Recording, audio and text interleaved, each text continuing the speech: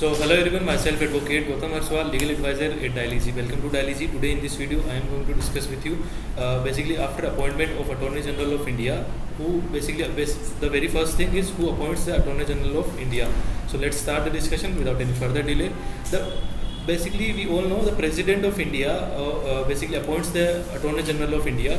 And who is he? The person who is appointed should be qualified to be appointed as a judge of the Supreme Court of India, and that means he should be a citizen of India and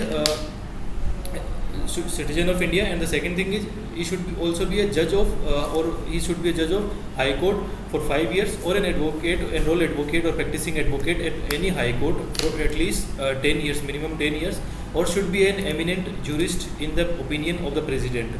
The Constitution does not, provide for fixing tenure of the Attorney General of India.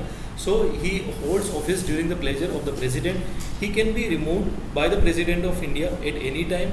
There is no procedure or ground mentioned in the Constitution for his removal.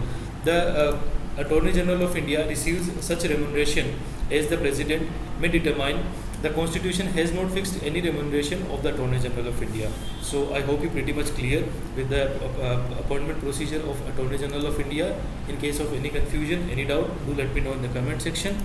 See you on the next video. Till then, bye bye. Take care.